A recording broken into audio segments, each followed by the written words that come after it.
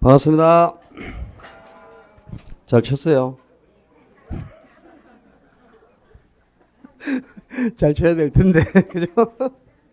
답이 궁금하죠? 답부터 신속하게 불러주고 해설할게요. 답을 빨리 한 번만 부를 테니까 빠르게 받아 적고 자기가 친 답이 답이라고 우기지 말고 빨리빨리 받아 적어요. 자, 1번에 1, 2번에 1, 3번에 1, 4번에 4. 그냥 불러주는 대로 빨리 체크만 해. 내게 만든 게 아니야. 자, 5번에 3, 6번에 3, 7번에 4, 8번에 3,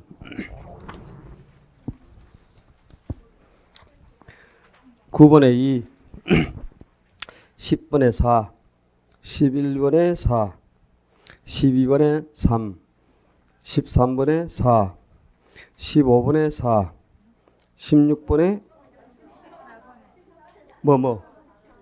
14번에 4, 13번도 4, 13번도 4, 14번도 4, 15번에 2, 16번에 1, 17번에 5, 18번에 1, 19번에 5, 20번에 5, 21번에 4, 22번에 3, 23번에 2번.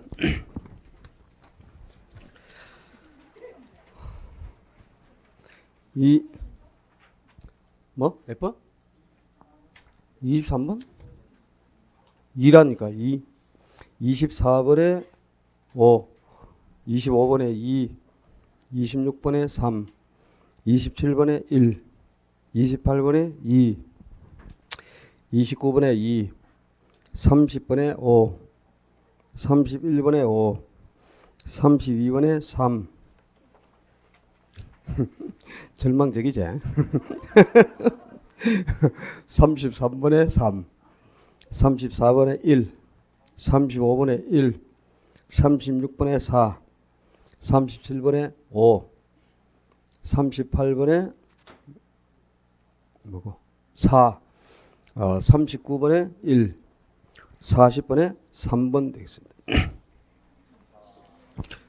빨리 개수 체크해봅니다.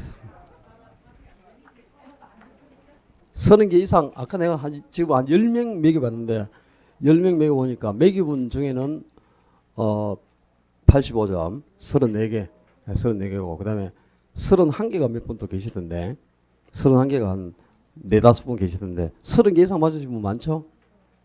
그죠? 30개 이상 맞은 분이 많이 나와야 돼. 그죠? 여러분이 실력이 출중하기 때문에, 다른 학원보다는, 우리 학원이 실제 실력이 출중합니다. 딴 데 비해가지고 평균이 한 10점 가까이 높습니다. 여러분들이. 그러니까 자신감을 가지고 공부하시면 되고요. 오늘 모의고사는 22개, 적정 점수가 22개, 그러니까 55점 정도가 맞아야만 실제 시험에서 60점 이상 받아가지고 민부에서 조금 점수를 보태줄 수준이 된다 이렇게 보시면 되고요. 오늘 1이기 때문에 시험을 중하 수준으로 낸 거거든요. 이거는 중하 수준이야, 중하 수준. 그다음에 이제 다음 주에는 난이도가 이제 2문제 정도 올라갑니다. 회차마다 2개씩 이렇게 난이도를 향상시켜 가면서 이렇게 조절해 가지고 보여드릴 건데 이 정도 수준의 문제가 적응이 안 되면 안 되겠죠. 우리 실제 시험이 만만치가 않아요. 이 정도보다 뭐 훨씬 쉽거나 이렇지 않습니다. 우리 실제 시험이. 그러니까 다 적응을 해가지고 오늘 모의고사 해설 끝나면은 요 문제를 자기 것으로 반드시 소화를 시키고 또 요 문제를 응용해가지고 여기서 다음 주에 또 나와.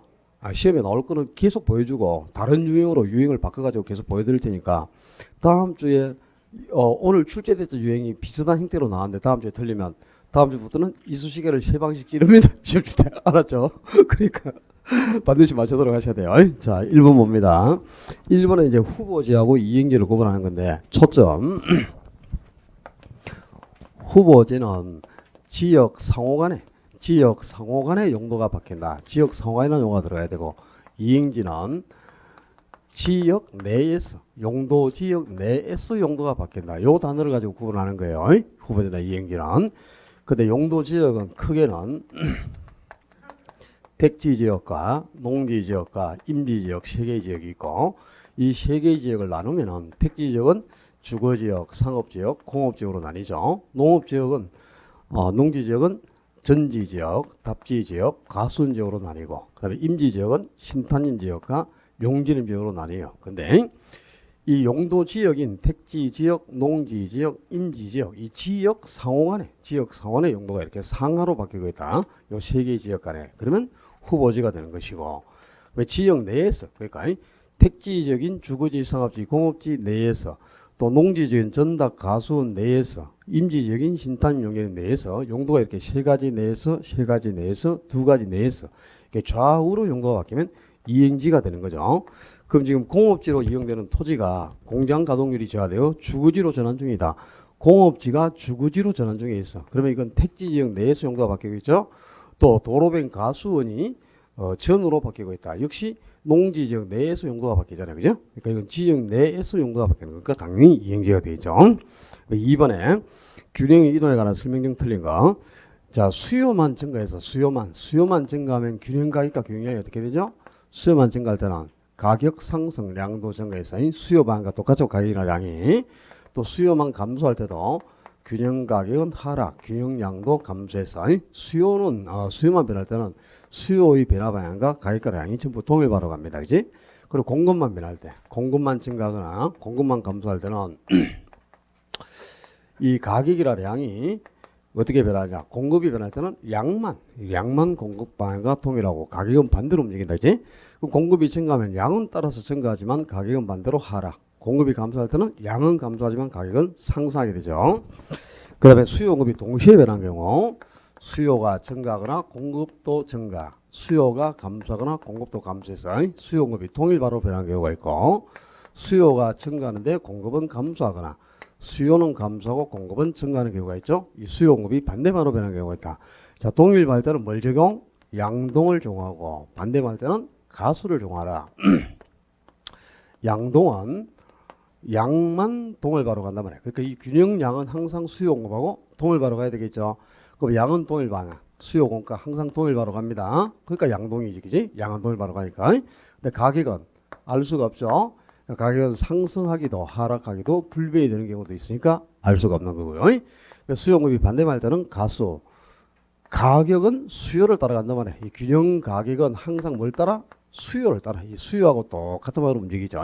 가격은 수요를 따라 움직인다. 그래서 가수야. 근데 양은 어떻게 된다? 알 수가 없죠. 양은 증가하기도 감소하기도 불변이 되는 경우도 있죠. 자, 1번에 수요와 공급이 동시에 증가해서 그럼 수요도 증가, 공급도 증가했던 거죠. 그럼 수요 공급이 동시에 증가했으니까 동일방향이지. 그럼 뭘 적용해야 돼? 동일방할 때는 양동을 적용하라. 양동이니까 양은 이 수요 공급과 반드시 동일바로 반드시 증가합니다. 증가. 그리고 가격은 알 수가 없죠. 그럼 알 수 없다는 것은 가격은 상승할 수도 하락할 수도 불변일 수도 있다는 뜻이죠. 그죠? 그 양은 반드시 증가하는데 감소할 수 있다? 없죠. 양이 어떻게 감소할 수 있어? 가격은 하락할 수도 있고 상승할 수도 있지만 양은 반드시 증가합니다. 반드시. 1번이 바로 틀렸죠. 그다음에 2번에 수요와 공급이 동시에 감소하면 그럼 수요도 감소, 공급도 감소. 수요 공급이 동시에 감소할 때는 역시 동일방이니까 양동이죠. 양동이니까 양은 수요 공급과 동일방으로 반드시 감소해요. 그리고 가격은 알 수가 없으니까 세 가지가 다 나오겠죠. 그지? 그러니까 양은 반드시 감소하니까 상승할 수 없지. 양은 항상 감소하니까. 그지? 네, 상승할 수가 없는 거. 증가할 수가 없죠. 양은. 그러니까 2번은 전혀 하자가 없죠. 3번에 수요 증가와 공급 감소가 함께 발생해서 수요가 증가하고 공급이 감소했어. 그럼 수요 공급의 방향이 반대죠. 반대 방향이잖아. 뭐 가수를 정하라. 가수. 가격은 수요를 따라간단 말이에요. 수요 따라 반드시 상승하고 양은 알 수가 없죠. 그럼 양은 또 증가, 감소, 불변이 다 나올 수 있다는 뜻이지. 그지? 그러니까 가격은 반드시 상승하잖아요. 항상 상승하는 겁니다. 가격은. 그다음에 네 번째, 수요 증가보다 공급 감소가 크다면 그랬어. 자, 이 수요는 증가했고 공급은 감소했는데 뭐가 더 크다? 공급 감소가 크다 그랬죠. 그럼 이런 때는 뭐가 크다면 그러면 큰 쪽과 같아진다 그랬지. 그러니까 작은 걸 버리고 큰 쪽과 같다. 그럼 공급이 감소한 경우가 같다 이 말이야. 공급만 감소한 경우, 요 경우가 같아지겠죠. 그러니까 공급이 감소하면은 양만 공급하니까 양은 감소하겠지. 그리고 가격은 항상 상승합니다. 가격은 상승하고 양은 언제나 감소하는 거죠. 그리고 5번 질문. 자, 지금 이거 해결 안 돼 있으면 한 개 반드시 틀립니다. 세 가지 포인트 외우셔야 된다. 수요가 완전 탄력이든 공급이 완전 탄력이든 뭐가 변화가 없다. 가격. 완전 탄력 때는 가격이 항상 불변이 되고요. 왜 두 번째, 수요가 완전 비탄력이든 공급이 완전 비탄력이든 완전 비탄력 때는 뭐가? 거래량, 양이 항상 불변이다. 언제나 양이 불변입니다. 양이 불변, 그지? 그 다음에 가격은 언제 변화폭이 커진다. 가격은 탄력이 아니고 비탄력적일수록, 가격은 비탄력적일수록 변화폭이 크다. 즉 가격은 비탄력대가 탄력이 아니고 비탄력대가 상승할 때도 크게 상승하고 하락할 때도 크게 하락하는 거예요. 그러니까 지금 5번 지문에 공급이 완전 탄력이다. 완전 탄력이라고 했지. 그러면 수요가 증가하든 수요가 감소하든 간에 뭐가 언제나 불변? 가격은 항상 불변이야 이거는. 그 다음에 완전 비탄력대는 뭐가 또 변하지 않는다 그랬지. 완전 비탄력이면 뭐 가격은 무슨 가격이야 뭐. 다시 해봐. 양. 그지? 그럼 자 28번 갑니다. 4페이지에 28번 빨리 배봐 빨리. 28번에 다음에 설명된 재화의 수요 곡선의 형태는 어떻게 되겠는가 그랬는데 임대료가 상승할 때나 하락할 때나 수요량이 불변이다 그래서 량이 언제 량이 불변? 이거 봐봐. 언제 양이 변화가 없어? 완전 비탄력일 때 량의 변화가 없잖아요. 그지? 그럼 이 완전 탄력이면 곡선이 어떻다? 수평선. 이 완전 탄력. 완전 탄력이면 곡선이 수평선이고 완전 비탄력일 때 곡선이 수직선이죠. 그지? 곡선이 수직일 때 완전 비탄력일 때 뭐가? 요 거래량 양이 항상 여기에 딱 고정돼서 양의 변화가 없단 말이야. 그리고 곡선이 수평선이면 완전 탄력이면 가격이 이 수직에 딱 고정돼서 변화가 없죠. 그지? 그지? 완전 비탄력일 때는 곡선이 수직선이 된다. 직각삼각선은 곡선이 이렇게 정확하게 45도일 때가 직각삼각선이에요. 그러니까 기억 지문 한 개만 가지고도 임대료가 상승하든 하락하든 양이 불변이라고 그랬잖아. 그죠? 양은 항상 언제가 불변? 완전 비탄력일 때. 그 다음에 만약에 수요량이 증가할 때나 감소할 때나 수요량이 증가할 때나 감소할 때나 균형 가격이 불변인 경우는 이렇게 나오면 답이 곡선이 수평선이겠죠. 완전 탄력일 때 가격이 변화가 없잖아. 그럼 완전 탄력이면 곡선이 수평선이 되겠죠. 량이 증가하든 감소하든 간에 언제나 가격이 불변인 경우는 수평선일 때라 그지? 곡선이 수평선 때는 양은 증가할 수도 있고 감소할 수도 있죠. 그러나 요 가격은 요 수준에서 딱 고정되어 있으니까지 완전 탄력일 때. 즉 곡선이 수평선이면 가격이 변화가 없단 말이야. 곡선이 수직선이면 완전 비슷하려면 거래량, 이 량이 변화가 없는 거죠. 그죠? 오케이? 그럼 이게 지금 28번 문제나 이거는 똑같은 문제 아니야, 지금. 그게? 그러니까 이 접목을 쉽게 되는 거지. 2번에 5번 지문 꼭 기억해 놓고 계시고요. 다음 주에 또 나온다. 자, 3번 문제. 주택시장의 공급함수는 공급량이 300이었어요. 근데 수요함수는 수요량이 500 마이너스 P. 아니, 450 마이너스 P가 뭐? 500 마이너스 P죠. 500 마이너스 2P에서 수요량만 450 마이너스 2P로 변했어. 그러면 자, 이 문제를 쓰려면 못 푼다고 하더라도 봐봐. 지금 수요량이 그지? 500 마이너스 2P에서 450 마이너스 2P로 변했다. 수요량이 감소했어요, 증가했어요? 감소했잖아. 수요가 감소한 거죠. 그럼 자, 수요가 감소할 때는 봐라. 수요가 감소할 때는 균형 가격은 하락하고 균형량은 원래 감소해야 되죠. 가격은 반드시 하락해야 된다. 수요량이 감소했으니까. 그러니까 일단 이 문제를 계산 문제를 못 푼다고 하더라도 답은 1번이나 2번, 5번 중에 찍어야지. 가격은 상승할 수가 없다 이 말이야. 수요가 감소하면 가격은 하락하는 거잖아요. 그죠? 그렇죠. 그러니까 답은 가격 상승 찍으면 안 돼. 이 3번이나 4번 같은 경우는.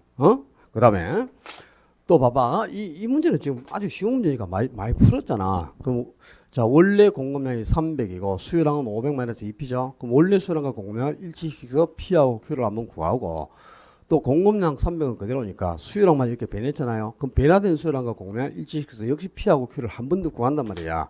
자, 첫째, 공급량은 300인데 수요량이 500 마이너스 2P죠. 이 두 개를 일치시켜서 균형을 만들고 부호는 부호끼리 숫자는 숫자끼리 모아라. 근데 부호를 음의 부호를 달고 있으면 안 되지. 부호를 양수로 바꿔야 되니까 부호를 이전시키고 또 부호가 이전하면 숫자는 숫자가 있는 쪽으로 이전하면서 반대부호가 되잖아. 그죠? 그 마이너스 P가 이전했으니까 2P는 300이 이전하면서 마이너스를 바뀌었으니까 200이죠. 2P가 200이니까 P가 얼마고? P는 100이야. 그럼 P가 100이 나왔다. 그럼 Q는 P에다가 100을 대입해란 말이야. P에다가 100을. 그럼 Q가 나오잖아. 그지? 그럼 Q가 얼마야?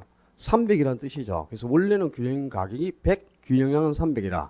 근데 공급량은 300 그대로인데 수요량만 450-2P로 변했잖아. 그죠? 그럼 변화된 수량과 공급량을 일치시켜서 역시 균형을 만들어 가지고 부호를 양수로 바꾸고 또 숫자는 숫자가 있는 쪽으로 이전하면서 반대부호가 돼야 되겠죠. 그러면 2P는 150이라는 뜻이니까 이번에는 P가 얼마? 75가 됐네. P가 75 나왔으므로 이제 P에다가 대입을 해. P에 75지까지. 요 P에 75 대입하면 Q가 얼마고? 300이잖아. 300. 그지? 그럼 봐라. 가격은 100에서 75로 변했으니까 가격은 25만큼 어떻게 됐다? 하락을 했잖아요. 하락. 근데 균형량은 300인데 300 그대로죠. 양은 변화가 없죠. 그지? 그럼 가격은 25만큼 하락했고 양의 변화가 없어. 양이 변하지 않는 경우는 어떻게 경우? 완전 비탄력일 때 양이 변화가 없다 이 말이야. 그지? 그래서 가격은 25 하락하고 곡선의 형태는 완전 비탄력이다 이 말이야. 자, 이 3번 문제는 지금 30회 기출 문제인데 해결점을 갖추고 있어야지. 우리 30회 재작년 기출 문제잖아요. 재작년에 시험에 나왔던 기출 문제를 숫자도 안 바꾸고 그대로 똑같이 냈다 내가. 숫자도 안 바꾸고. 근데도 틀리잖아 지금. 그죠? 기출 문제 자체도 해결이 안 돼 있으니 뭐가 될 거야 이 집구석이. 어? 생각해봐. 웃을 일이 아니라니까 지금. 이거 틀리면 안 되죠 당연히. 그죠? 재작년에 나왔던 기출 문제를 지금 못 풀면 되겠습니까? 당연히 풀어야지. 자, 그 다음에 4번에 이 포트폴리오 기대수를 계산한 것도 그냥 정해진 문제야. 한 문제예요. 올해 거의 한 문제 나올 거라고 봐야 되겠죠.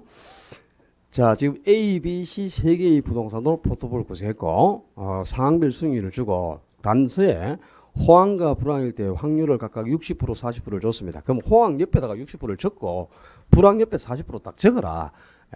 유형을 이렇게 딱 풀으라고. 호황 옆에다가 몇 프로가 60%? 60%딱 적고 그 다음에 불황 옆에다가 40% 이렇게 적어놓고 곱해가는 거야. 그럼 A 부동산은 자 호황일 때 6% 수익이 예상되나? 확률이 60%니까 66, 36. 호황일 때는 3.6% 수익이 예상되는 거지. 그리고 불황일 때는 6%라 확률이 40%니까 곱하니까 2.4% 수익이 예상돼서 두 개를 합치니까 몇 프로야? 6%죠. 맞잖아. 그 다음에 여기에 자산 비중이 몇 프로? 20%를 곱해줘야지. 20%밖에 A 부동산은 수술을 안 하니까, 그지?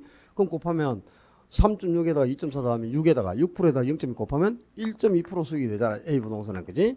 B 부동산은 호황일 때는 8%라 확률이 60%니까 68, 48, 4.8%. 그다음에 불황일 때는 46, 1.6%. 그래서 두 개를 합치니까 이거는 6.4%죠. 6.4%인데 여기에 30% 쓰였잖아. 그지? B에는. 그러니까 30% 곱해줘야지. 그러면 요거는 1.92%가 되죠. C 부동산은 호황일 때 10%인데 확률이 60%니까 6%. 그다음에 불황일 때는 4%나 확률이 40%니까 46, 1.6. 그러면 7.6%인데 여기에 자산 비중이 몇 프로야? 50%잖아. C 부동산에. 그지? 그럼 50% 거면 7.6에 50%면 얼마고? 3.8%네. 그래서 요 세 개를 합치니까 6.92%가 되나? 그죠? 뭐 이제 이 정도 수준 같으면 이제 막 이 곱하고 곱해가지고 합산하는 건데 이걸 못하면 안 되겠죠, 당연히. 이 포트폴리오 기대 수익률은 5년 동안 4문제 나올 정도니까, 그죠? 올해 역시 한 문제를 예상하고 있어야 됩니다. 반드시 해결점을 가지고 풀어야 돼. 4번도 마찬가지고 5번도 마찬가지고. 그다음에 5번 문제. 정부가 토지시장에 개입하는 방법은 직접적 개입, 간접적 개입, 토지용 규제 세 가지가 있어요. 근데 직접적 개입은 워낙 사례가 많기 때문에 여러분이 다 외울 수가 없어. 정부가 직접 수요자나 공급자 역할을 수행하면서 시장에 적극적으로 개입하는 형태고, 그다음에 간접적 개입은 정부가 시장 기구의 틀은 그대로 유지하면서 소기의 성과를 내기 위해서 옆에서 지원을 해주는 게 간접적 개입이죠. 일본에 있는 사례, 그러니까 조세 정책이라든가 금융 지원, 행정 지원, 보조금 지원, 요 네 개 외워. 이 일본은 전부 대표적인 간접적 개입 방법이잖아, 그죠? 1번에 있는 게 바로 전부 다 간접적 개입입니다. 직접적 개입이 아니고. 그 다음에 또 정부가 시장에 개입하는 형태가 토지 이용 규제가 있잖아요. 그지? 이 토지 이용 규제 수단에 자 간접적 개입은 1번에 있는 사례, 1번에 있는 거 네 가지 외웠잖아요. 1번에 있는 네 가지가 간접적 개입이라고. 왜 토지 이용 규제는 이것도 역시 네 가지를 외워야지. 그지? 그게 4번 지문에 국토계획부상 지역지구제가 있죠. 가장 대표적인 이 용도 지역지구제가 대표적인 토지용 규제 수단이고, 그지? 그리고 또 건축 규제, 요 외우셔야 돼. 그리고 인허가제, 그리고 개발권 양도제도. 이 개발권 양도제도 TDR이라는 거지, 그지? 이 TDR도 가장 대표적인 토지용 규제 수단 중에 하나입니다. 그래서 자 1번에 그 네 가지가 간접적 개입 방법. 그리고 토지용 규제선에 요게 네 가지 이렇게 딱 외우고 나머지는 전부 직접적 개입 방법 이렇게 딱 분류한 게 가장 좋아요. 그러니까 직접적 개입은 상당히 많지. 거기 이제 토지를 사들이거나 수요자 역할이나 공급자 역할을 수행하니까 수요자 역할을 수행하는 게 토지를 사들이는 거죠. 그러니까 토지 수용, 토지 은행제, 그리고 토지 선매제도, 공공용지 확보 이런 게 수요자 역할을 수행하는 거고 이제 공급자 역할을 수행하는 것은 토지나 주택을 개발해서 민간에게 공급하는 거야. 그러니까 도시 개발이나 공영 개발 그리고 공공주택 경제 이런 거고요. 또 가격을 규제하는 것도 직접적 개입이죠. 그지? 분양가 규제라든가 임대료 규제. 직접적 개입은 워낙 사례가 많기 때문에 이걸 다 외울 수가 없어. 그러니까 1번에 있는 사례 네 가지가 간접적 개입, 조세정책, 금융지원, 행정지원, 보조금 지원 4개 외워요. 그다음에 토지용 규제 수단 요 네 가지 외우라고. 지역지구제, 건축규제, 그리고 인허가제, 개발권 양도제도 4가지 외워야죠. 그리고 그러니까 3번은 옳은 질문이죠. 이 토지 비축제도가 여러 가지가 있잖아요. 토지 수용이라든가 토지 은행제도라든가 토지 선매제도 이런 것들이 다 정부가 토지를 매입해서 비축하는 거죠. 이 토지 비축제도가 다 수요자 역할을 수행하는 대표적인 직접적 개입 방법입니다. 그래서 답은 3번이 되겠고요. 그다음에 2번에 토지 수용은 보상금 지불하고 땅을 뺏어가 버리죠. 그러니까 토지 소유자가 땅을 뺏길 의사가 없더라도 동의 요건만 충족되면은 강제적으로 땅을 뺏어가 버리는 거야. 그러니까 개인의 사유재산권을 굉장히 심하게 침해하게 되겠지. 근데 토지은행 제도는 토지 소유자한테 우리에게 땅 팔겠습니까? 물어봤을 때 팔기 싫으면 안 팔면 돼요. 그러니까 토지 소유자도 팔 의사를 가지고 팔잖아요. 그러니까 사적 권리를 침해하는 정도는 거의 없고 개인의 사유재산권을 보호해 줄 수 있다는 게 토지은행제도의 가장 큰 장점 중에 하나죠. 그다음에 미리 정부가 토지를 매입해서 비축하기 때문에 나중에 토지가 필요할 때 이 정부가 비축한 국공유지를 값싸게 최대에 공급할 수 있고 또 외곽 지역의 난개발을 방지할 수도 있고 그죠? 그렇지 않습니까? 계획적으로 이제 토지를 매입해서 비축하기 때문에 외곽 지역의 난개발도 방지하는 장점이 있겠죠. 다만 단점은 거기 5번 지문에 이 정부가 토지를 매입해서 비축하는 기간 중에 정부가 토지를 관리해야 되지 않습니까? 그때 관리가 안 된다는 거지. 이 토지은행제도의 가장 큰 단점은 관리의 비효율성. 두 번째는 막대한 재정 부담. 토지를 매입할 때 엄청난 재정 지출이 수반되겠죠. 땅을 사들면 돈이 있어야 되니까 엄청난 재정 지출이 수반된다는 거다. 막대한 재정 지출. 두 번째, 관리의 비효율성. 세 번째, 정부가 토지를 매입하는 과정에서 필연적으로 주변 지역의 집가가 상승해요. 그래서 정부가 집가 상승을 유발해서 투기자 역할을 수행할 수 있다는 거다.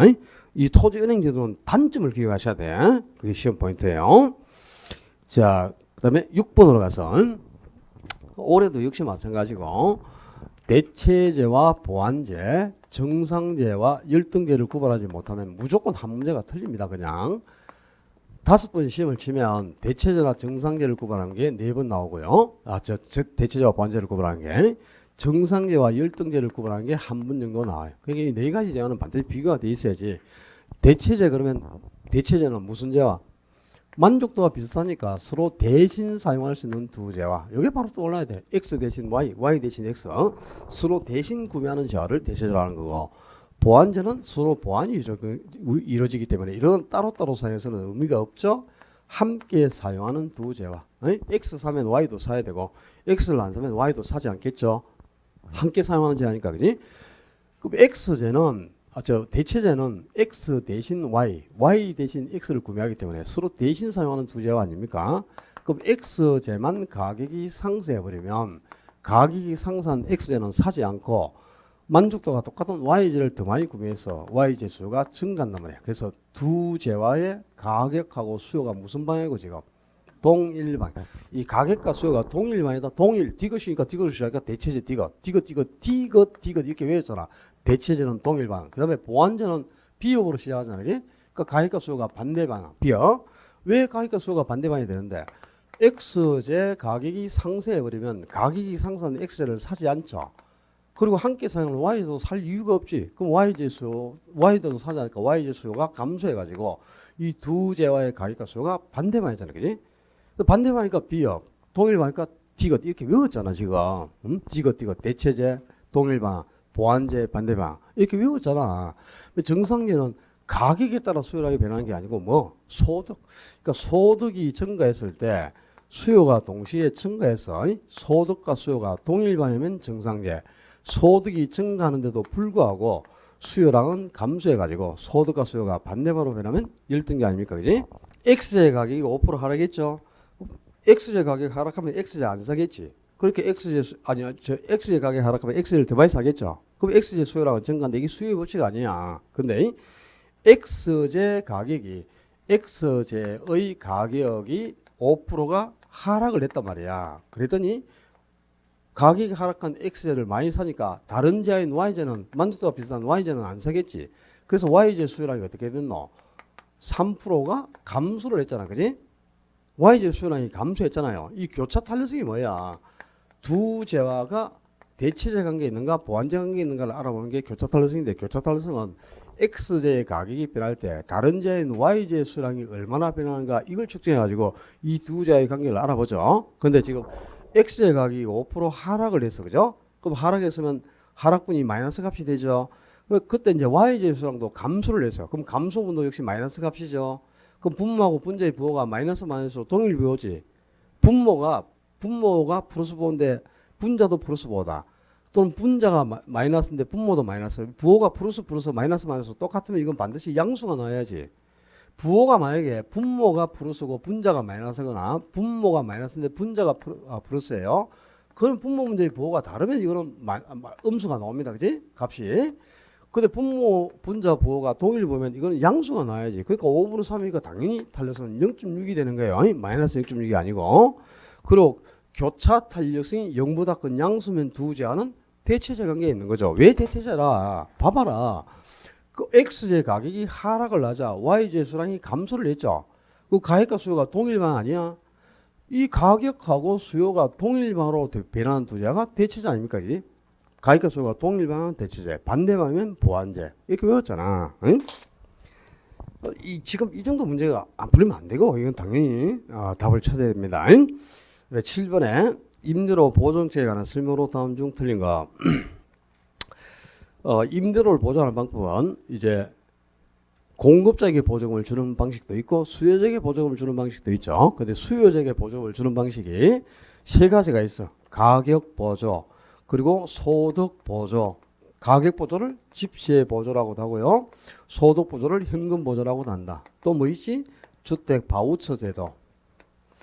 이게 세 가지가 있는데 이 가격 보조는 임차인이 주택을 구입할 때 주택 구입 시에만 구입 자금의 부족분을 지원해 주는 거죠. 그럼 이 돈은 전부 주택 구입에만 사용되지. 그러니까 주택의 소비를 크게 증가시켜서 주택 소비가 증가하고 주거 이동을 하는데 주거 이동을 활성화시키면서 주거 안정을 깨하는데 아주 큰 도움을 줍니다. 그래서 정부가 보증을 지급하는 목적은 저소득의 주거 이동을 활성화시켜서 주거 안정을 깨하는 게 목적이니까 정부가 보조금을 주는 정책적인 측면 보조금을 지급하는 정책적인 측면에서는 아주 효과가 크죠. 이 가격 보조가. 근데 이제 소득 보조는 현금으로 보조금의 일부를 지원해 주는 거야. 그럼 이 돈은 현금으로 보조금을 지급해 주면 그 돈을 가지고 전부 주택을 소비하지는 않죠. 다른 제 소비의 일부를 사용을 해버리잖아. 그죠? 그러니까 이제 보조금을 받는 임차인 입장에서 보면 주택도 덜 넓은 주택을 구입했고 또 그동안에 돈 없어서 못하던 다른 지역 소비도 촉진했으니까 만족감은 커지지. 근데 주거 안정 가능성은 좀 떨어지는 거예요. 그래서 정부가 주거 안정을 깨하는 정책적인 측면에서는 당연히 가격 보조가 효율적이지만 이 소득 보조는 정책적인 측면에서는 좀 효과가 떨어지고 임차인의 효용을 극대화시켜준다. 효용 증대 측면에서는 소득 보조가 월등히 효과가 높다 그 말이다. 만족감을 극대화시켜준다는 측면에서는 소득보의 효과 그죠. 그다음에 바우처 제도는 이제 현금으로 보조금을 주니까 이 현금을 보조금을 다른 재원을 사용하는데 일부 유용을 내버리니까 주관적 가능성이 떨어지지. 그래서 현금 대신에 쿠폰 상품권으로 대신 보조금을 지급해서 주택의 소비를 증가시켜서 주거 이동을 활성화시키고 하는데 목적을 두고 있는 게 바우처 제도입니다. 그 다음에 그게 이제 4번 지문은 그지. 보조금이 지급되면 단기적으로 임대주택의 공급이 증가하는 게 아니고 공급이 어떻게 단기에 증가하노? 그러니까 여러분들이 장단기의 개념을 아직도 몰라갖고 어떻게 합니까? 우리 부동산에서 단기가 뭐지? 공급이 불변인 기간을 단기라고 한다고 그렇게 얘기를 해도 이걸 그러니까 공급이 증가했거나 감소하면 기간이 무조건 장기로 가야 돼. 장기. 단기에 뭐 공급이 어떻게 증가했거나 감소했다 그러면 무조건 틀린 지문이다. 우리 개론은 단기란 공급이 불변인 기간까지를 단기. 그리고 공급량이 변화되는 시점부터를 장기라고 한단 말이야. 그럼 자 봐. 정부가 저소득의 주택 보조금을 지급했죠. 그지? 그럼 보조금 지급받은 금액만큼 저소득의 실질소득이 증가하잖아. 그지? 그죠? 저소득의 소득이 증가했을 때 보조금을 지급받아가지고 저가주택을 구입하라고 했죠. 세방에 들어가잖아요. 그럼 저가주택 수요가 어떻게 돼? 증가하겠지. 그지? 저가주택 수요가 증가한단 말이야. 단기에. 수요가 한 100호 정도 증가했다고 가정해볼까? 근데 주택은 수요가 증가한다 하더라도 단기적으로 공급을 할 수 있어 없어요? 없다니까. 단기란 공급이 어떤 기간? 불변인 기간을 단기라고 한다고. 그러니까 공급량이 단기에 증가했다면 무조건 틀린 거지. 어떻게 단기에 공급량이 어떻게 증가합니까? 단기로는 공급이 불변이죠. 그리고 이제 수요는 증가했는데 공급이 이루어지지 않기 때문에 주택 부족 현상에 기인해서 임대료가 큰 폭으로 상승하겠지. 그래서 임대료가 상승하게 되면 이 임대료 상승분만큼 기존 임대인이 초과이윤을 획득하죠. 임대료 상승분만큼 그지? 그래서 임대인이 초과이윤을 획득하니까 이 초과이윤에 기인해서 이제 초과이윤이 발생하면 항상 새로운 공급자가 진입을 해야 돼. 그지? 근데 문제는 뭐야? 이 저가주택은 저소득층이 거주하는 수준 이하의 주택이기 때문에 정부가 주거환경을 개선시키기 위해서 저가주택에 대해서는 정책적으로 신축을 금지시키고 있다 그랬죠. 자, 이거는 이제 다음 주에 나온다. 고가주택 공급은 어떻게 이루어지죠? 고가주택은 신축을 통한 공급이지. 고가주택 공급은 신축을 통해서 공급이 이루어지지만 저가주택 공급은 어떻게? 하향 여가를 통해서만 공급이 이루어지는 거예요. 그 신축이 금지됐기 때문이죠. 저가주택은. 그럼 신축이 금지되어 있고 수요는 증가했는데 공급이 안 되면 임대료가 더 크게 상승하겠지. 그래서 이제 여기에 기인해가지고 고소득층이 높은 임대료를 획득하기 위해서 자기가 쓰던 주택을 임대를 통해서 물려준단 말이야. 그러니까 무슨 여가? 하향 여가가 발생하잖아요. 그래서 이 하향 여가가 저가주택 수요가 증가한 100호만큼 계속됩니다. 그럼 하향 여가를 받았으니까 자 장기적으로 볼 때 저가주택은 하향 여가 받은 양만큼 어떻게 돼서 공급량이 증가했지. 공급량이 지금 자 봐라. 저가주택의 공급량이 증가해서 감소했어. 하향 여가를 100호 받았지. 그럼 전체적으로 보조금 지급중보다 저가주택의 공급량이 늘어났어? 동일해? 증가했잖아. 증가했어.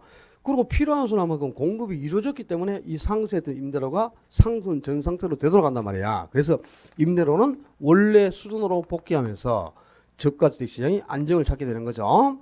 여기서 또 잘 들어. 정부가 보조금을 주기 위해서 저소득층의 소득이 증가했을 때 저가주택 수요가 증가했어. 저가주택 수요가 증가하니까 무슨 여가가 발생했어? 하향 여가가 발생했어. 근데 저소득이 보조금을 지급받아가지고 고가주택을 갈 수 있죠.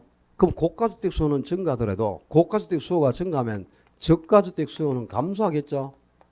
저가주택 수요가 감소하면 저가주택은 결국 이용자가 없지. 그럼 그 저가주택이 철거되고 그 전에 재건축을 돼서 고급주택이 들었어. 그러면 저소득층이 사용하던 저가주택을 고급주택으로 변모시키니까 고소득이 순환을 받겠지. 무슨 여가라 이거는. 그래서 우리가 맨날 외웠잖아요. 상향 여가는 저가주택 수요가 감소할 때 나타난다. 그래서 상감마마 이렇게 외웠지. 상향 여가가 감소할 때 나타난다고. 그죠? 기억이 나요? 나 안 나? 나? 근데 왜 틀리고 있는 거야 그러면. 자 지금 7번은 4번 지문이 틀렸다는 거 알겠지. 일단 공급은 단기에는 증가할 수가 없어. 공급이 증가했으면 무조건 자 다음 주에 또 나와 있어요. 내가 분명히 얘기했다.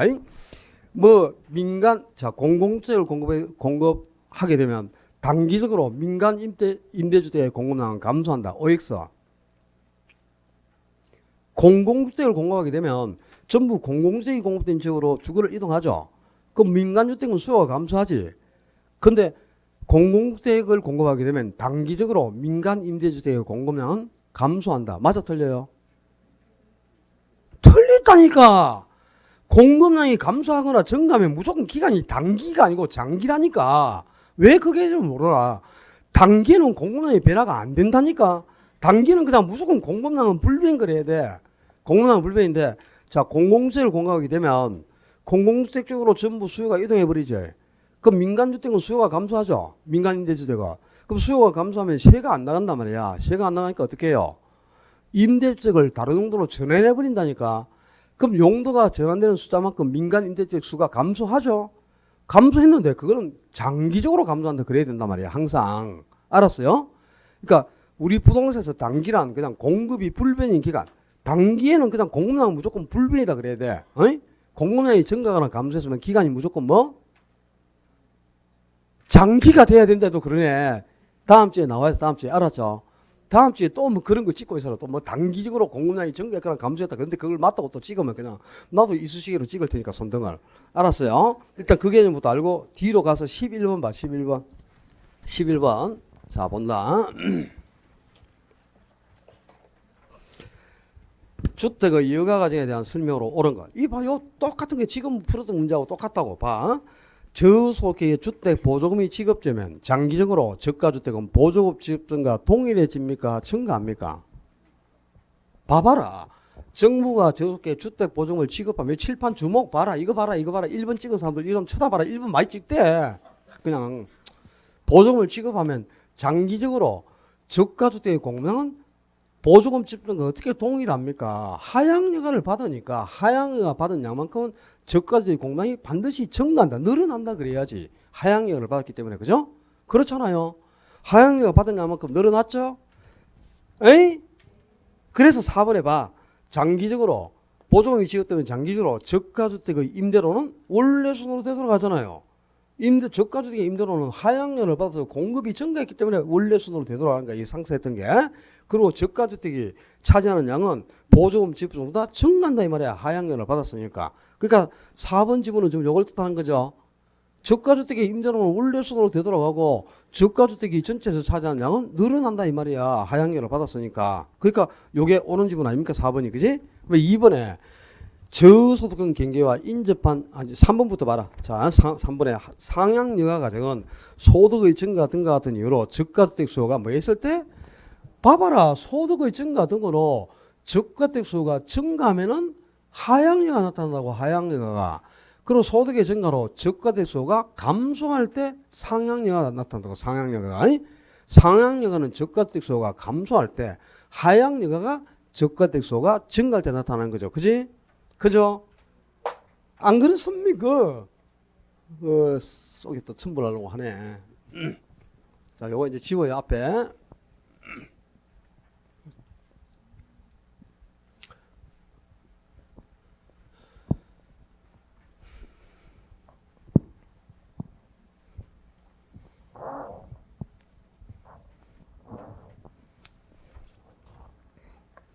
도심지역에서 소득이 다른 계층끼리 일정한 경계를 두고 주거지역을 분리하여 행사하는 것을 뭐라 그래요? 주거분리. 주거분리는 도심지역에서 고소득층의 주거지역과 저소득층의 주거지역이 분리되어 형성되는 것. 이걸 주거분리를 한다. 그지? 근데 주거분리가 발생하는 가장 큰 원인이 뭐예요? 외부 효과 때문이라. 외부 효과. 고소득 지역은 정의 효과를 강하게 받고 있고 저소득 지역은 부의 효과를 강하게 받고 있습니다. 외부 효과 때문에 저소득층은 정의 효과를 획득하기 위해서 고소득 근처에 가까이 가고자 하지만 고소득은 부의 효과를 차단하기 위해서 저소득으로부터 멀어지려고 하는 거야. 그 과정에서 이제 주거지역이 분리되어 형성되는 거죠. 그런데 자, 그게 2번 지문. 저소득층의 경계와 인접한 고소득의 일부 지역 그랬다. 그러면 자 봐라.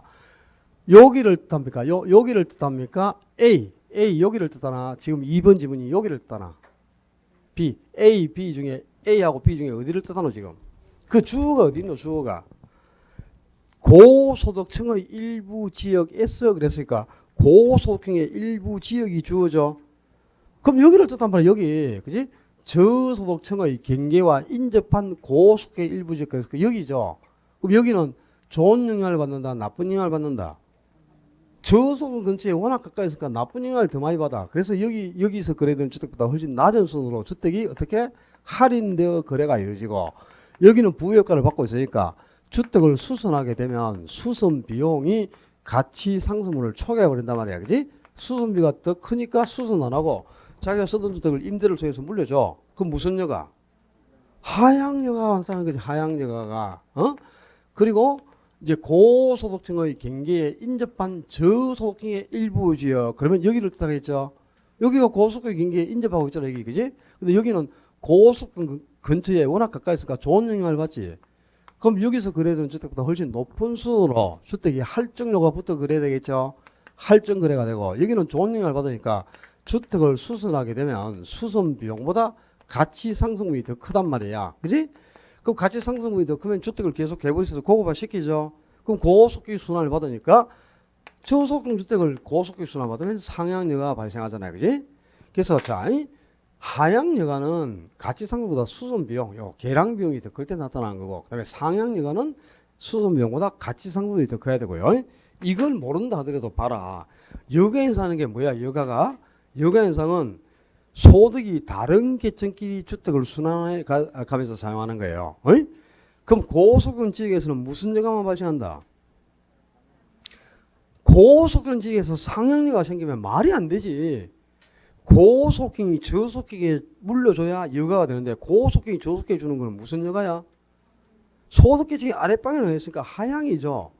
고소득이 고소득에 주택을 순환해 주는 건 그런 여가 현상이 아니야. 주거 이전이라는 거야. 주거 이전. 소득이 같은 계층끼리 주택을 주고받는 거는 주거 이전입니다. 그럼 자, 저소득 지역에서는 무슨 여가만 생길 수 있어? 상향여가만 발생할 수 있는 거지. 저소득 지역에서 하향여가 생긴다. 그럼 무조건 틀린 거야. 그냥 저소득이 저소득에 주는 거는 여가가 아니에요.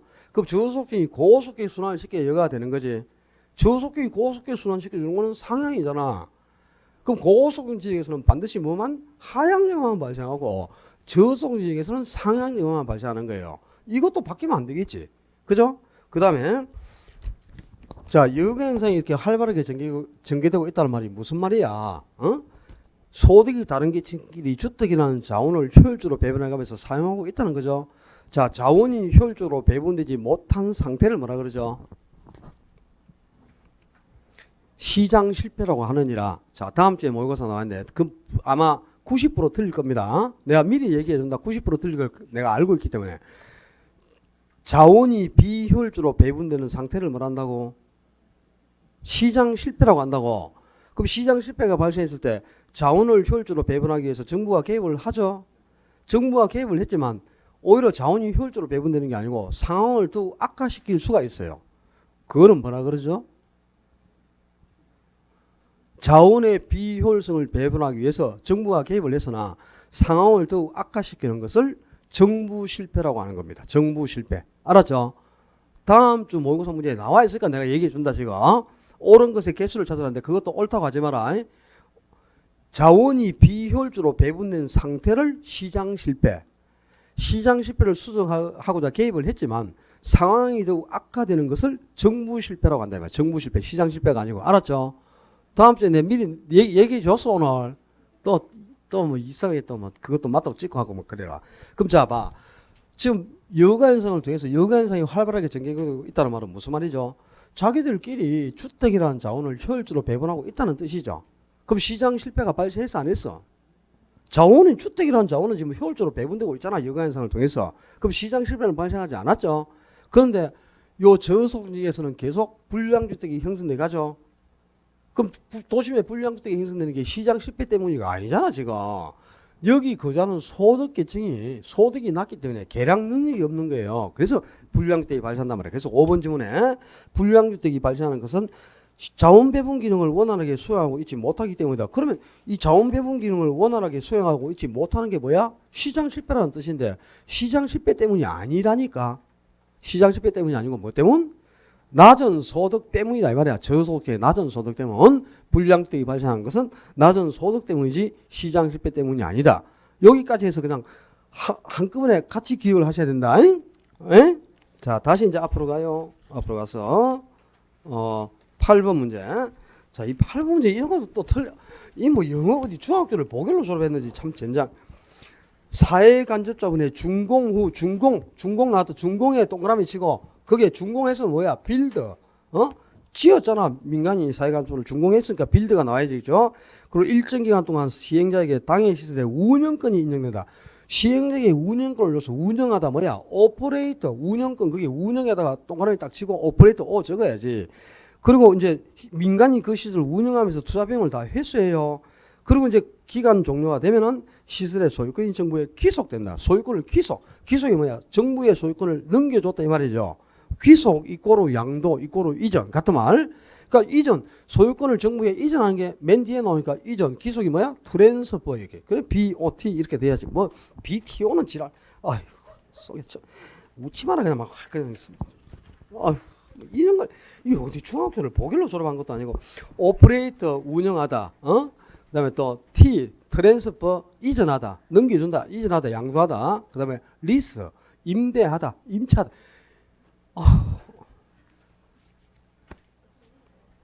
그러면 9번에 관리는 3방식에 따라서 그지 소유자가 직접 관리하는 자가관리 그리고 전문가에 맡기는 위탁관리 그리고 위탁관리와 자가관리를 합쳐서 혼합관리로 나누는데 누누이 얘기하는 게 이 3방식에서는 자가관리의 단점이나 혼합관리의 단점을 묻는 게 가장 시험에 많이 나온다니까.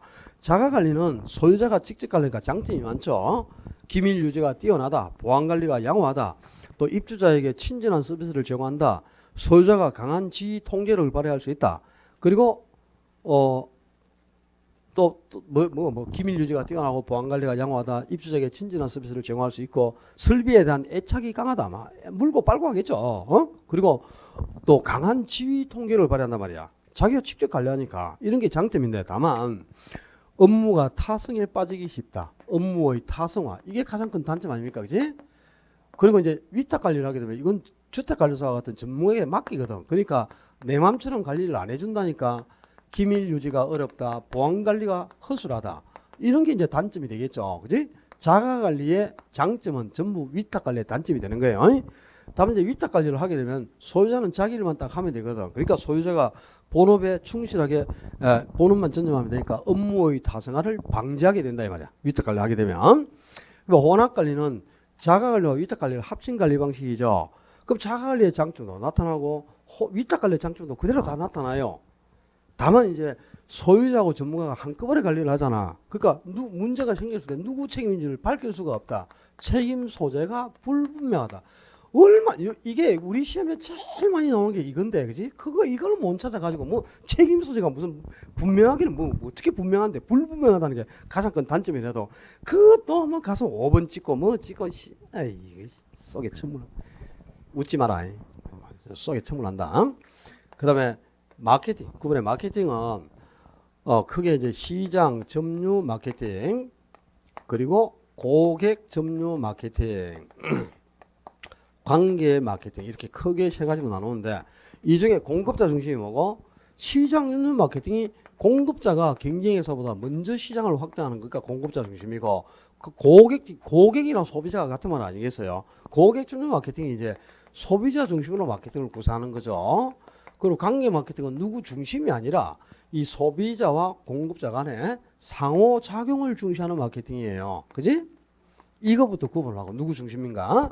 그 시장 점유 마케팅도 다시 STP 전략과 4P 믹스 전략으로 나뉘잖아요. 근데 요 S하고 TP를 구분하지 못해갖고는 안 되지. S가 세그멘테이션에 머리 끌 딴 거니까 시장을 세분화한다는 뜻이죠. 시장 세분화. 그 다음에 T는 타겟에 머리 끌 딴 거죠. 표적 시장을 선점한다는 뜻이에요. 타겟팅. 그리고 P는 포지셔닝에 머리 끌 딴 거. 포지션에 ing 붙인다. 포지셔닝. 자리를 잡다, 위치를 정한다 이런 뜻이라. 그러니까 자신이 공급하는 상품을 경쟁사보다 차별화시켜 공급하는 거죠. 그래서 제품 차별화 이렇게 표현하는데 여기서 이 세분화하고 차별화가 다른 거란 말이야. 이걸 구분하는 게 아주 중요한 포인트예요. 세분화는 수요자를 특성에 따라 세분하는 거야. 아니? 수요자를 인구나 경제학 특성에 따라 나누는 거. 그게 2번 질문 봐요. 세분화된 수요자 집단 중 가장 자신 있는 수요자 집단을 찾아낸다 그랬는데 가장 자신 있는 수요자 집단 이게 뭐라? 그걸 타겟이란단 말이야. 타겟. 표적. 그러니까 이 2번 질문은 이거지. 바로 표적 시장 선점 전략이죠. 그죠? 2번 질문이. 그 다음에 1번에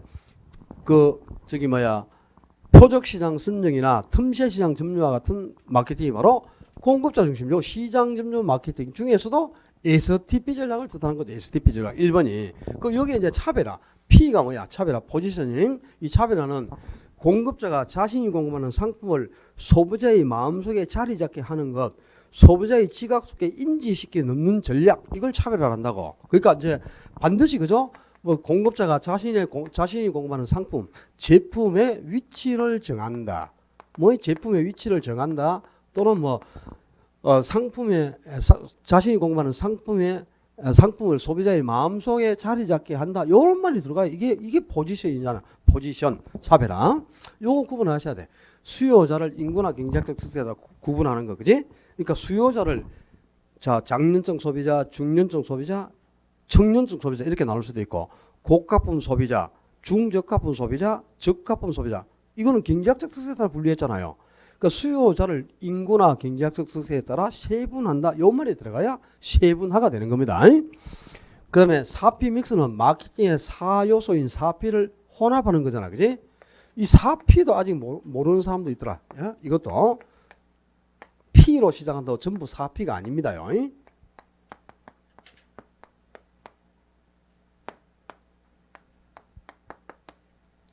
자, 플레이스를 번역하면 뭐야? 유통 경로 전략. 그리고 프로덕트가 제품, 상품 전략. 그리고 프로덕트가 뭐 가격 전략. 프로모션이 판매 촉진 전략이죠. 작년 시험 문제는 P로 시작되는 단어를 박스 속에 6개를 넣고요.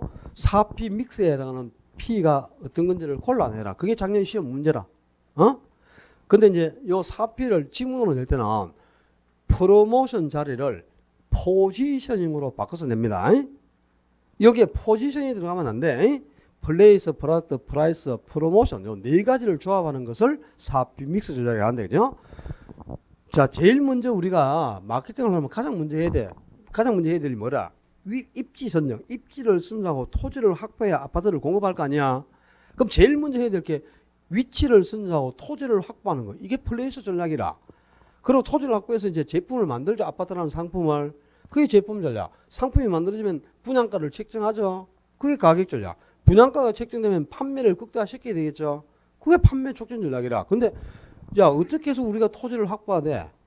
그게 거기 4번 지문에 있는 거 아닙니까? 현재 입주자를 활용하거나 중개업자, 금융기관, 분양대행사 등을 활용하기도 하고 직접 분양을 받기도 하고 이런 것들을 통해서 토지를 확보해서 유통 시스템을 구축해내는 것을 유통 경로 전략이란다 말이야. 유통 경로 전략. 판매 촉진이 아니고 무슨 그게 판매 촉진이야. 이런 거 짚고 못해갖고 뭐 1번 찍고 뭐 찍고 다 이상한 거 찍고 앉았고 지금. 판매 촉진은 뭔데 이게 뭐야 이게.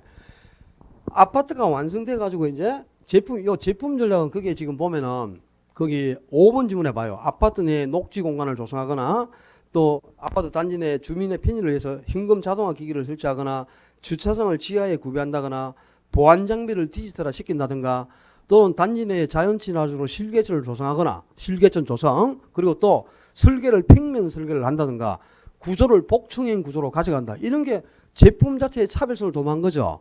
이런 게 플러스 제품 전략이란 말이야. 그럼 이제 제품이 완성됐죠. 그럼 완성된 제품의 가격을 정하겠지. 분양가를 고가로 갈지, 저가 정책을 쓸지, 그리고 중도금에 대한 무이자 처리를 해줄지 이런 것들이 가격 전략이죠. 그리고 가격이 책정됐으면 뭐 해야 돼? 분양을 극대화시켜야 되죠. 그게 분양을 극대화시키는 게 판매 촉진이라고. 이게 뭐야? 홍보를 대대적으로 한다거나 광고를 집중적으로 한다. 또 영업사원을 고용해서 인적 판매를 한다거나 또 모델하우스를 방문하는 소비자를 대상으로 경품을 제공해 준다든가 경품 제공을 해준다든가 또 영업사원에게 인센티브를 지급해서 분양을 극대화시킨다든가 이런 것들이 판매 촉진 전략이라. 이거하고 어떻게 유통 전략을 구분을 못하는 거. 그죠? 서운 캐시리 그 다음에 여기 고객 점유 마케팅 하면 뭐가 나와야 됩니까? 이 고객 점유 마케팅은 소비자의 구매 의사 결정 과정 이 말이 나와요. 소비자의 구매 의사 결정 과정. 이 구매 의사 결정 과정이 뭐야? 아이다 원리잖아요. 이 아이다 원리의 각 단계별로 마케팅 효과를 극대화시킨다. 요 말이 꼭 포함이 돼야 고객점 마케팅이 되는 거야. 그다음에 관계 마케팅은 반드시 그죠? 관계 유지라는 용어가 들어가. 거기 그 어디 있노? 그 3번 지문에 있는 것처럼 생산자와 소비자, 이 공급자와 소비자 간의 지속적인 관계 유지를 주축으로 한다면 관계 유지. 관계 유지에 목적을 두고 있으니까 말 그대로 관계 마케팅을 하는 거죠. 이 관계 유지 요 말이 꼭 들어가야 돼. 서로 간의 상호작용을 중시하는 관계 유지에 초점을 둔 마케팅. 그리고 특히 브랜드 전략. 브랜드 전략과 밀접한 것이 바로 이 관계 마케팅입니다. 그러니까 내가 공급하는 상품을 브랜드화 시켜가면서 그 지역의 소비자를 끝까지 계속 끌어가고자 하는 전략이에요. 이런 걸 관계 마케팅을 합니다. 11번은 설명드렸고 12번에 ABC 투자부동산에 대한 위험과 수익을 분석한 자료인데 틀린 것을 찾아라. 자, 평균 분산 지배 원리라는 게 뭔가요? 평균 분산 지배 원리가 위험이 동일한 투자들 중에서는 수익이 큰 게 또 수익이 동일한 투자들 중에서는 위험이 작은 것이 다른 투자를 지배하는 것. 그걸 평균 분산 지배 원리라 하죠.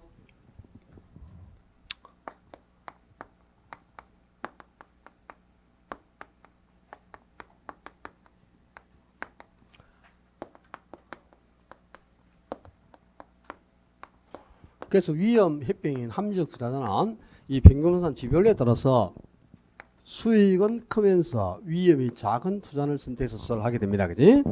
이 수익과 위험을 고려해서 수익이 크면서 위험이 작은 것을 선택하는 투자 기법을 바로 평균 분산법이라고 한단 말이야.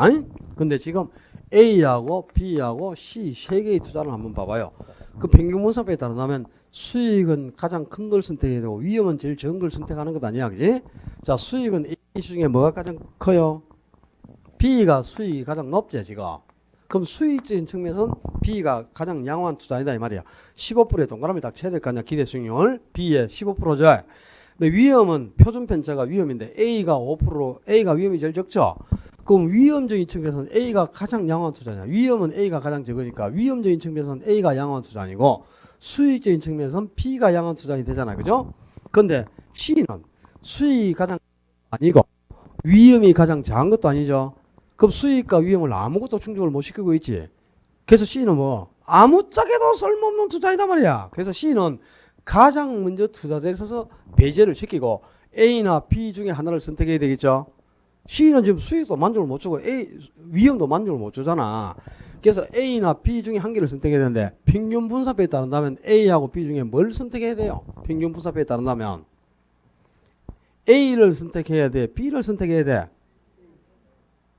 뭘 또 A를 선택하고 또 B를 선택하고 평생 선택만 하고 있겠구나. 선택할 수 없다 해봐라 좀. 선택할 수 없다. 평균 분산법은 항상 투자를 선택할 수 없다고 그렇게 얘기를 해도 또 뭘 또 앉아서 또 선택하고 있네요. 보시라. 봐라. 평균 분산법은 수익이 크면서 위험이 작은 투자를 선택하는 거잖아요. 그죠? 근데 A하고 B를 한번 비교해봐. A는 B보다 위험이 적지만 수익도 B보다 적지 않습니까? 그럼 B는 또 A보다 수익이 크지만 위험도 A보다 높지 않습니까? 그렇잖아요. 그럼 평균 분산법은 수익이 크면서 위험이 작은 것을 선택해야 되는데 A는 위험이 적지만 수익이 적어서 수익을 만족을 못 주고 있네.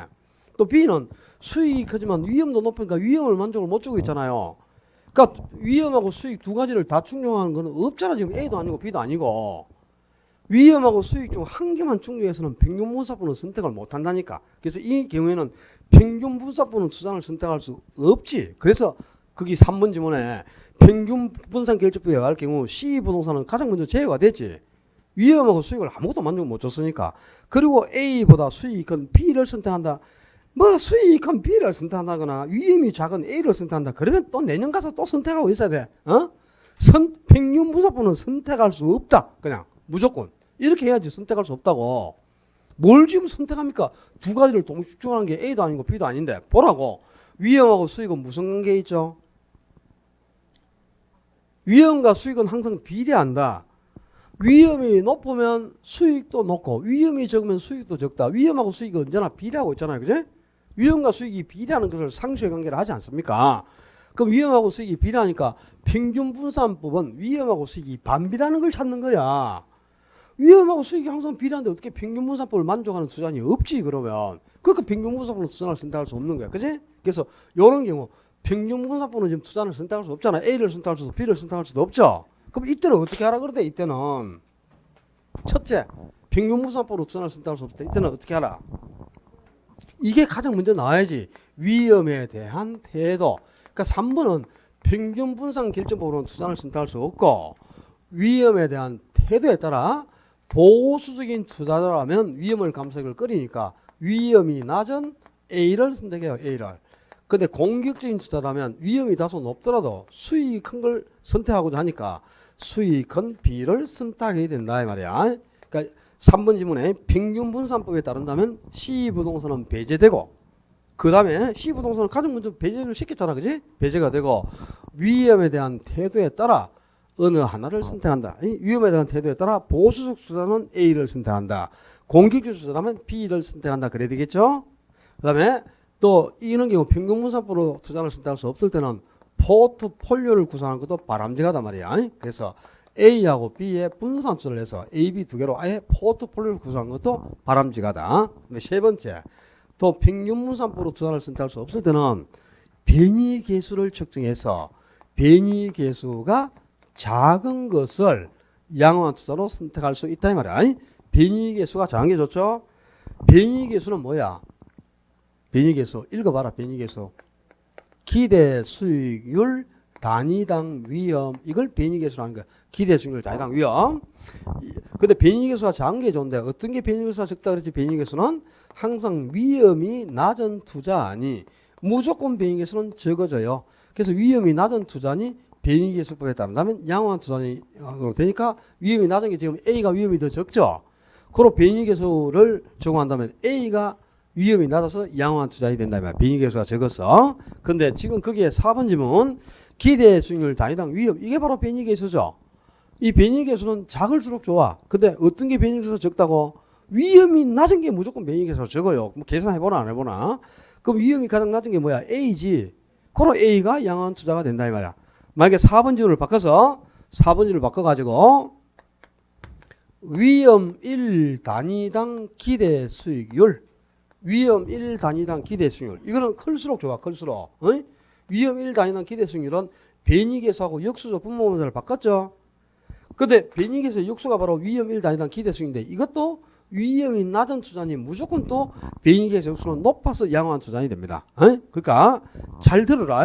다음 주에 또 나와 있으니까 내가 분명히 얘기해 주는데 4번 지문을 기대 수익률 단위당 위험 이렇게 나오던 위험 1단위당 기대 수익률 하고 나오던 간에 무조건 위험이 낮은 투자니 양호한 투자니 되는 겁니다. 알았어요? 수익이 큰 게 아니고 위험이 낮은 투자니 기대 수익률 단위당 위험도는 적어서 양호하고 즉 변이계수가 적어서 양호하고 또 위험이 낮은 투자니 위험 단위당 기대 수익률은 높아서 양호하다 이 말이야. 그래서 지문이 기대 수익률 단위당 위험으로 나오던 위험 단위당 기대 수익률 하고 나오던 간에 무조건 위험이 적은 게 양호한 투자니 되는 겁니다. 아셨죠? 얘기해줬다. 다음 주에 또 나와 있다요. 이해하고 답을 찍을 때까지 낸다. 알았지? 그럼 거기에 1번 지문에 A 부동산은 B 부동산보다 위험이 낮은 투자이므로 실현수익률이 기대수익률과 비슷할 가능성이 크다. 그렇습니다. 자, 우리가 위험이 뭐죠? 위험을 어떻게 정의하죠? 위험이란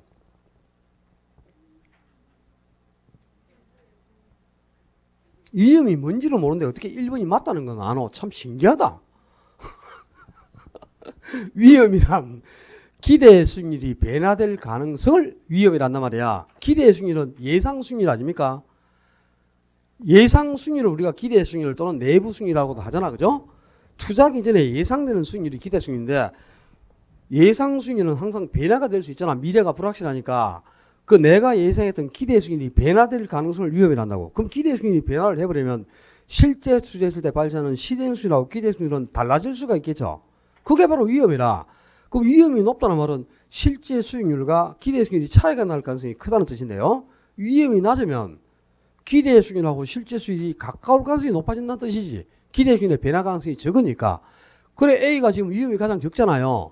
그럼 A는 지금 기대 수익률이 몇 프로야? 10%죠. 그럼 A 부동산에 투자하면 실제 수익도 10%에 가까울 가능성이 가장 높다 이 말이라. 위험이 제일 적으니까. 근데 지금 B는 위험이 가장 높죠. 그럼 위험이 가장 높으니까 실제 투자를 하면 B는 지금 15% 수익이 예상되지만 실제 수익이 15%하고 차이가 날 가능성이 가장 높다는 거야. 기대 수익률의 변화 가능성이 크기 때문에. 알았어요? 이 기대 수익률이 변화될 가능성이 위험이라는데 위험이 작다는 말이 실제 수익하고 기대 수익률이 일치할 가능성이 커진다는 뜻이에요. 1번 하자가 없죠. 그 다음에 2번에 위험이 똑같이 증가한다면 위험을 감수하기를 꺼리는 투자자일수록 훨씬 더 큰 보상을 원한단 말이야. 공격적하고 보수적 투자 중에 누가 위험을 감수하기를 꺼리죠? 보수적 투자자 말이야. 보수적 투자자. 그래서 동일하게 위험이 증가한다면 위험을 감수하기를 꺼리는 보수적 투자자가 훨씬 더 큰 수익을 요구한다 이 말입니다. 자, 이 2번 지문도 빈번하게 등장하는 지문이다. 우리 시험에 2년에 한 번씩은 반드시 나와. 지문 자체를 그냥 외워야 돼. 이런 거는. 그 다음에 5번 지문에 자, 우리가 분산 투자를 할 때 어떻게 하면 비체계적 위험이 더 많이 제거될 수 있어요? 포트폴리오 효과 또는 분산 효과 뭐 같은 말인데 어떻게 하면 분산 효과, 포트폴리오 효과가 크게 나타나? 첫째는 구성하는 자산수를 증가시켜라. 그지? 자산수를 늘릴수록 포트폴리오 효과가 크게 나타나죠. 그러니까 2개로 자산을 배분할 때보다는 3개로, 3개보다는 4개로, 4개보다는 5개로 포트폴리오를 구성하는 자산수가 늘어날수록 통계적으로 볼 때 위험이 더 많이 제거되죠. 그 다음에 또 상관계수가 작으면 작을수록, 그지? 상관계수가 작을수록 위험을 더 많이 제거할 수 있고 상관계수가 가장 적을 때가 얼마나? 마이너스 1이죠. 그래서 마이너스 1에 가까울수록 분산효과가 크다. 분산효과가 크다는 말이 뭐야? 비체계적 위험을 더 많이 제거한다는 뜻이잖아요. 그죠? 그지? 비체계적 위험은 어떤 게 해도 제거될 수가 없잖아요. 자, 상관계수는 마이너스 1에서부터 플러스 1 사이의 값을 갖는다. 상관계수가 마이너스 1이면 비체계적 위험은 모두 다 제거돼. 체계적 위험은 물론 제거가 안 되지만, 그지? 근데 상관계수가 1이 되어버리면 비체계적 위험도 전혀 제거가 안 되고 분산효과는 전혀 나타날 수가 없잖아요. 그죠? 그지?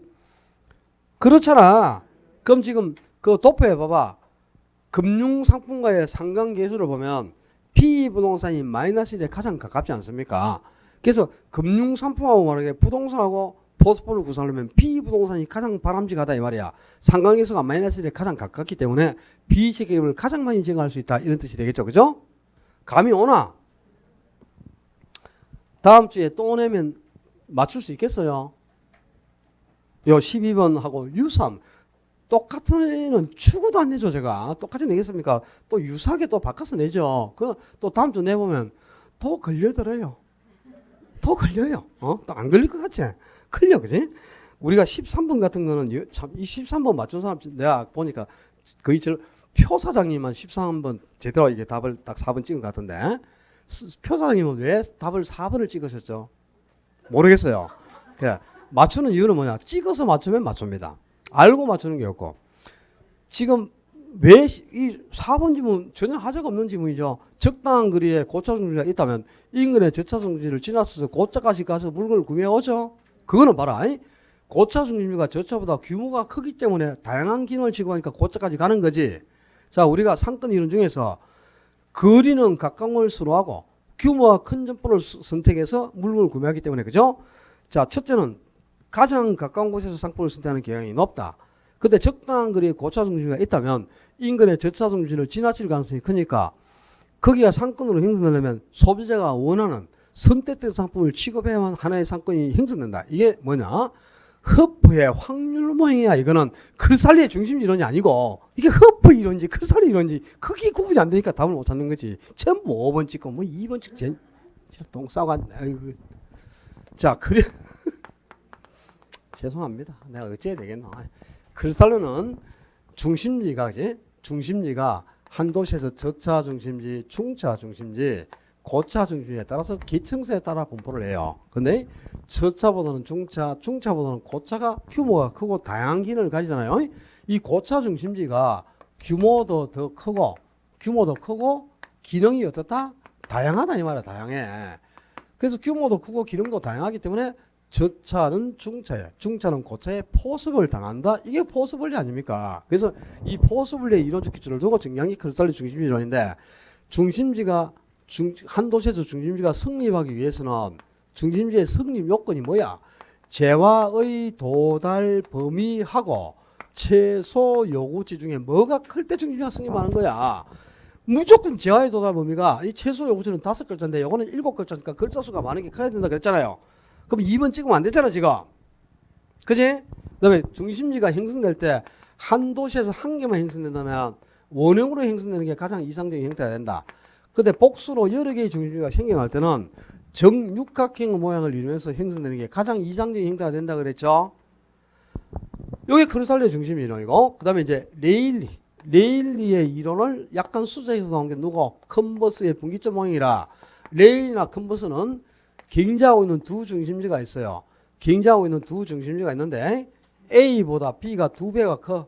2배가 크면 이 중심지의 경계는 작은 쪽에 조금 가까운 지점이 경계점이 되는 거죠. 근데 큰 점포와 작은 점포의 비율이 이게 2배니까 루트를 씌워라. 루트 2대 1 비율이 되잖아요.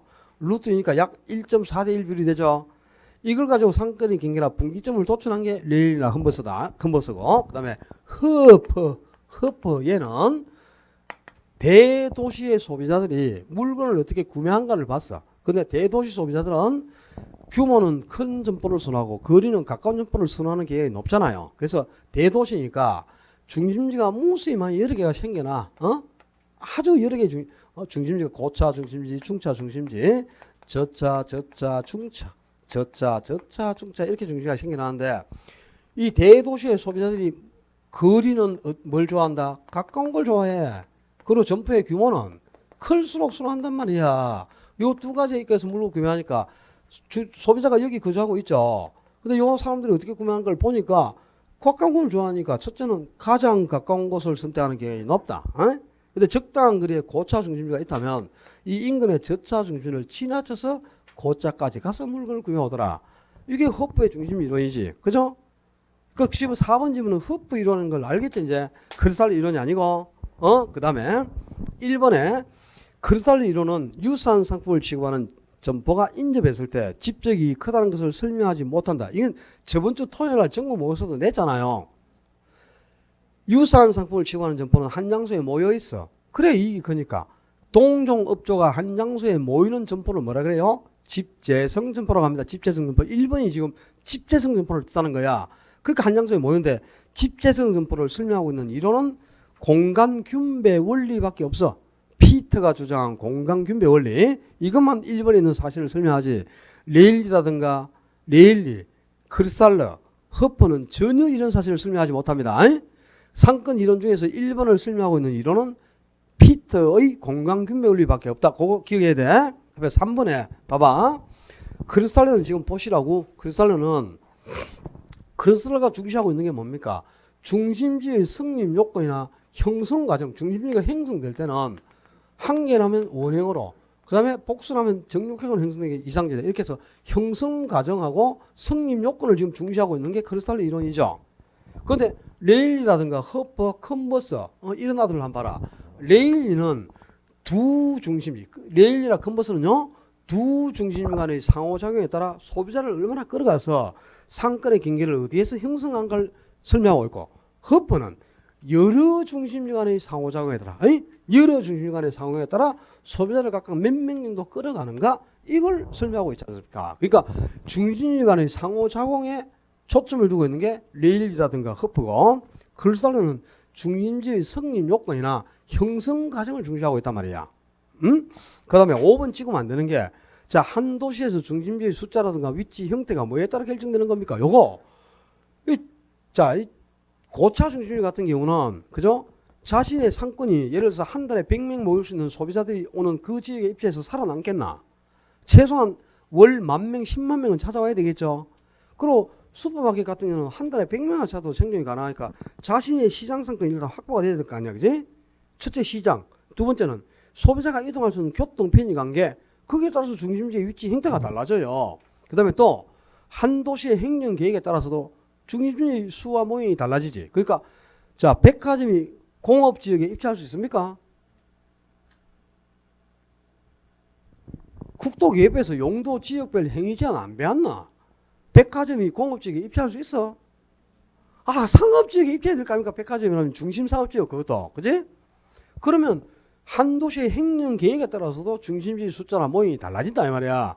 그렇다는 이론에서 요 각 중심지가 뭐에 따라서 중심지가 위치를 하면서 도시가 형성돼 가느냐? 시장, 교통, 행정 세 가지에서 모형이 영향을 받는 거죠. 그죠?